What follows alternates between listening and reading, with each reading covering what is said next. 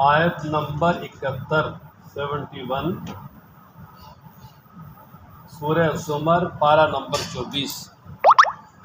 نحمدہ و نصلی علی رسولہ الکریم، اما بعد، اعوذ باللہ من الشیطان الرجیم، بسم اللہ الرحمن الرحیم۔ وسیق الذین کفروا الی جہنم زمرا حتی اذا جاؤوها فتحت ابوابها وقال لهم خزنتها الم یأتکم رسل منکم یتلون علیکم آیات ربکم وینذرونکم لقاء یومکم ھذا، صدق اللہ العظیم۔ اس سے پہلے یہ مذکور تھا کہ میدان محشر میں، جو میدان محشر ہے وہ اللہ تعالیٰ کے نور سے منور ہو جائے گا، اور وہاں پر اعمال نامہ سامنے رکھا جائے گا، اور انبیاء اور شہداء کے سامنے لوگوں کے درمیان فیصلہ ہو جائے گا، اور ان کے اعمال کا پورا بدلہ ان کو ملے گا، کسی پہ کوئی ظلم نہیں ہوگا۔ تو جب میدان محشر میں فیصلہ ہو جائے گا، ظاہر ہے وہاں دو طرح کے لوگ ہوں گے، ایک وہ ہیں جو ناکام ہو کر جہنم کی طرف جانے والے ہیں، اور دوسرے وہ ہیں جو کامیاب ہو کر جنت کی طرف جانے والے ہیں۔ تو اب آگے ان کا حال بیان فرمایا۔ پہلے ان لوگوں کا حال بیان فرمایا کہ جو جہنم کی طرف جانے والے ہیں، یعنی جن کی قسمت میں جہنم لکھی ہوئی ہے اور انہوں نے اس جہنم میں وارد ہونا ہے، جانا ہے۔ پہلے ان لوگوں کا تذکرہ ہے، اور اس کے بعد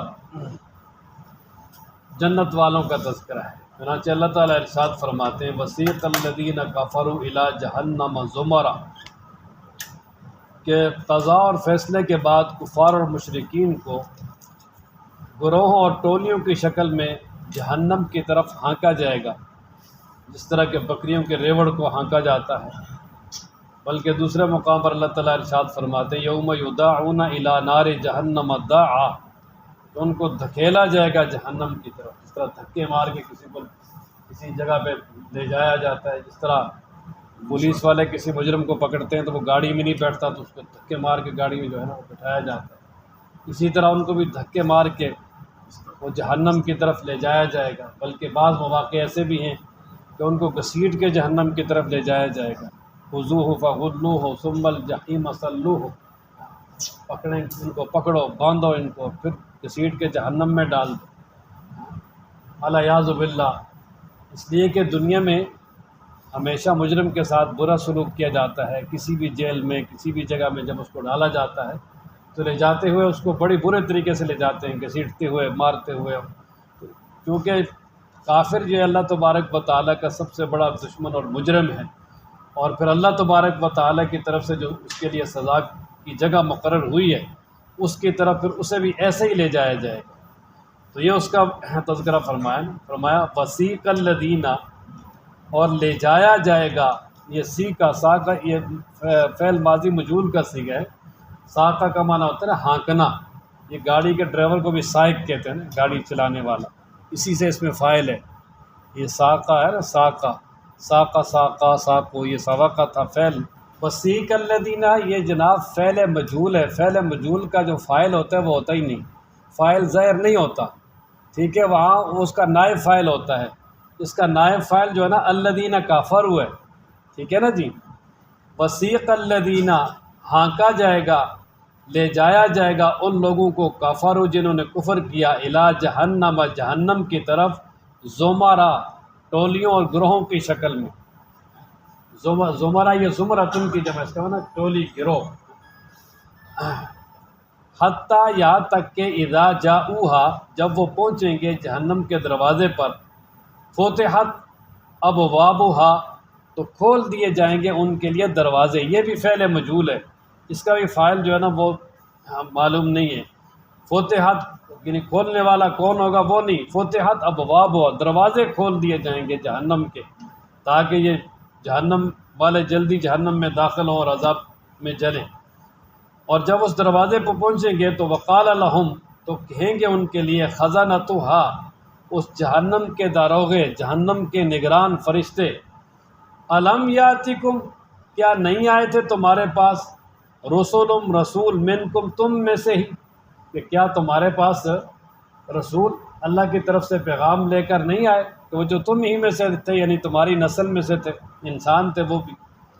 یتلون علیکم جو تلاوت کرتے تھے تم پر آیات ربکم تمہارے رب کی آیات، کہ اللہ کی آیتیں پڑھ پڑھ کر سناتے تھے اور اللہ کا پیغام تمہیں پہنچاتے تھے، وَيُنذِرُونَكُمْ اور تمہیں ڈراتے تھے لقاء یومکم ھذا اس دن کی ملاقات سے۔ تم سے پوچھا جائے گا کیا تمہارے پاس رسول نہیں آئے جو تم ہی میں سے تھے اور وہ تمہیں اللہ تعالیٰ کی آیتیں پڑھ پڑھ کے سناتے تھے اور تمہیں اس قیامت کے دن سے ڈراتے تھے، کیا وہ نہیں آئے؟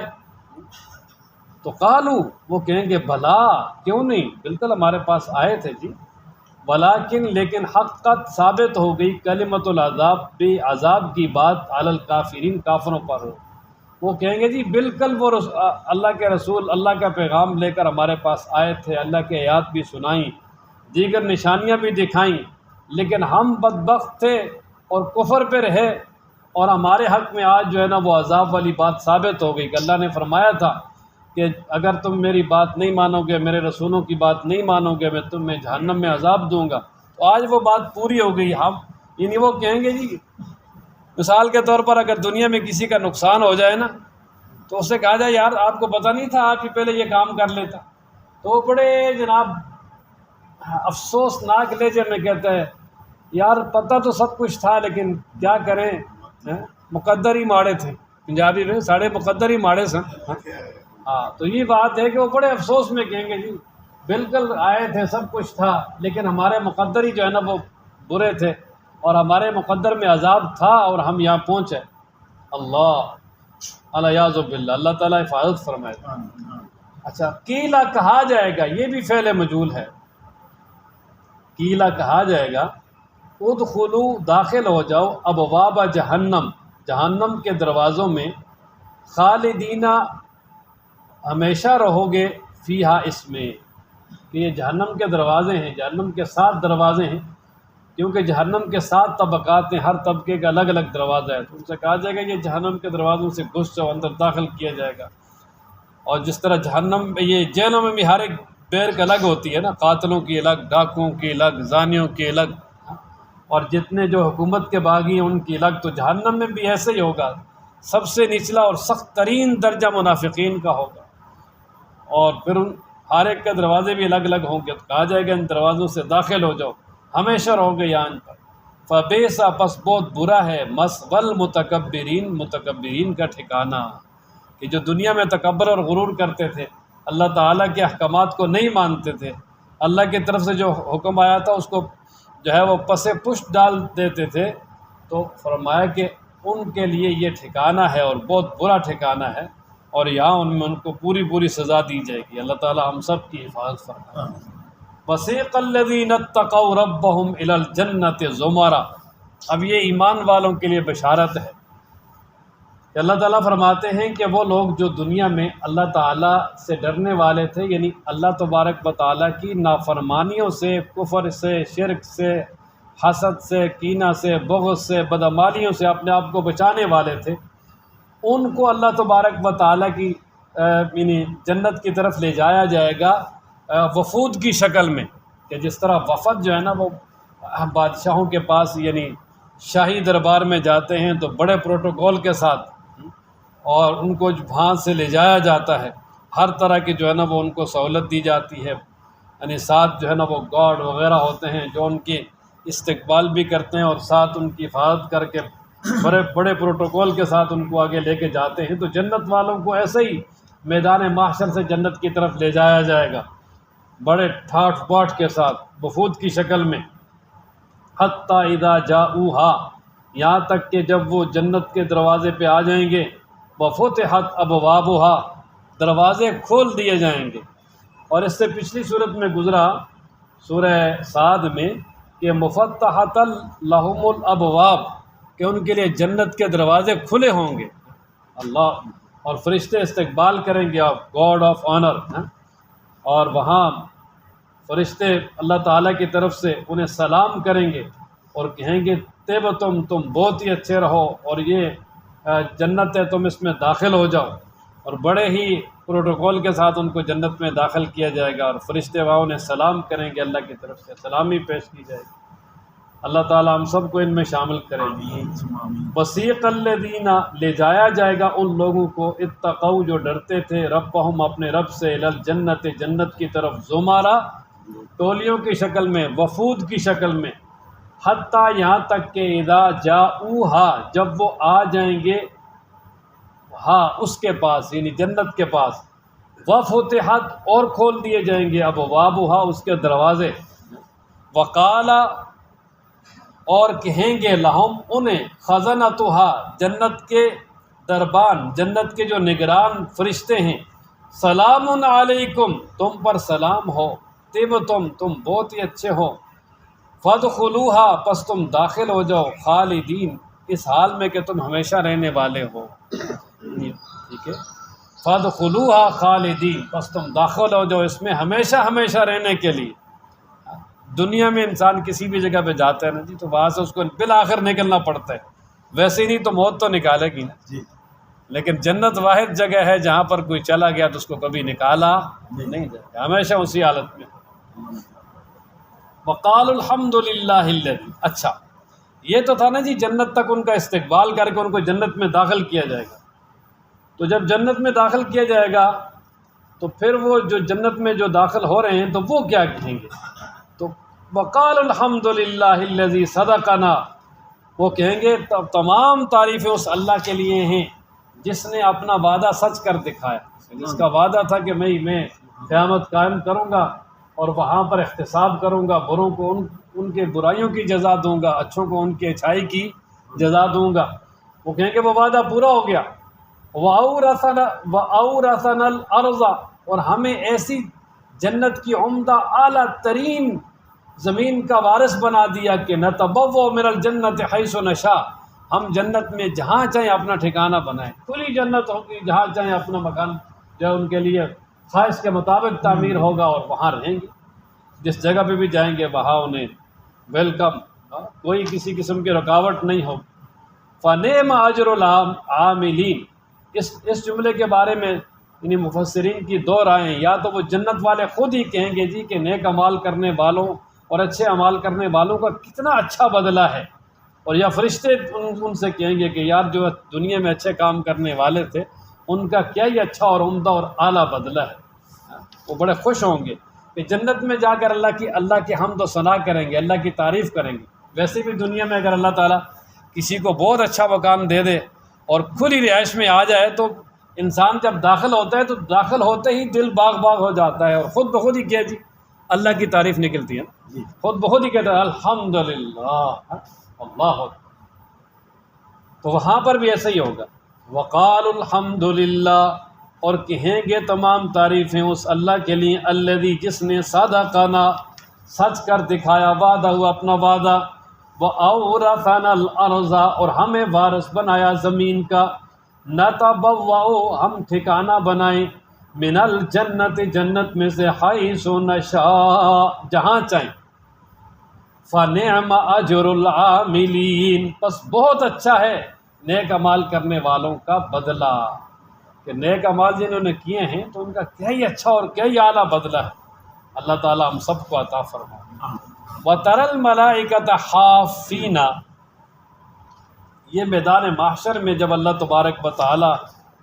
اپنے بندوں کے حساب و کتاب کے لیے جلوہ گر ہوں گے، اور اللہ تبارک و تعالیٰ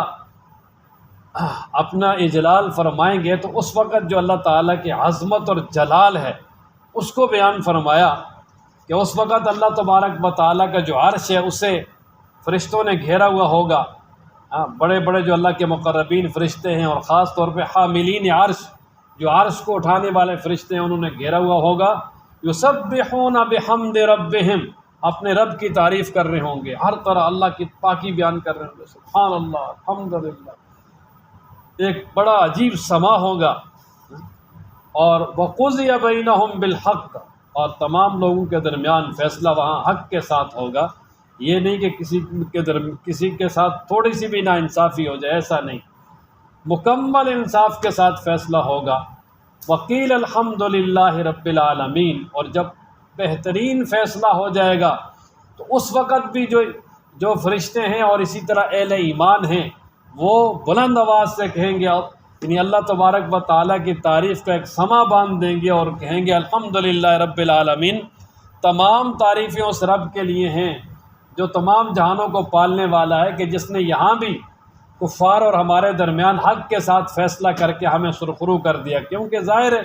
دنیا میں کفار مسلمانوں کو ہر جگہ تکلیفیں پہنچاتے ہیں اور اسی طرح برا بلا بھی کہتے ہیں، اور اسی طرح وہ اپنے آپ کو جو ہے نا وہ بڑا اعلیٰ سمجھتے ہیں۔ تو خیر اس تمام کے باوجود جب اللہ تعالیٰ وہاں پر حق کے ساتھ فیصلہ کر کے مومنین کو سرخرو کریں گے تو اس وقت بے ساختہ ان کے زبانوں سے اللہ تعالیٰ کی تعریف جاری ہو جائے گی، اور اسی کا یاد تذکرہ ہے۔ فرمایا نا وَتَرَل، اور آپ دیکھیں گے الملائکۃ، فرشتوں کو، خافینا، کہ وہ گھیرنے والے ہیں یا گھیرا باندھے ہوئے ہیں، من حول العرش، عرش کے ارد گرد، کہ اللہ تعالیٰ کے عرش کو گھیرے ہوئے ہیں، یسبحون، وہ پاکی بیان کر رہے ہیں، بحمد ربہم، اپنے رب کی تعریف کے ساتھ، یا اللہ آپ بڑے ہیں، آپ عظیم ہیں، آپ پاک ہیں، سبحان اللہ، الحمدللہ، اللہ اکبر۔ وقضی بینہم، اور فیصلہ کر دیا جائے گا ان کے درمیان، بالحق، حق کے ساتھ، کہ وہاں پر جو فیصلہ ہوگا جنت دوزخ کا، وہ بڑے بالکل برحق ہوگا، کوئی کسی قسم کے جو ہے نا اس میں کمی بیشی نہیں۔ وقیل الحمدللہ، اور کہا جائے گا تمام تعریفیں اللہ کے لیے ہیں، رب العالمین، جو جہانوں کو پالنے والا ہے،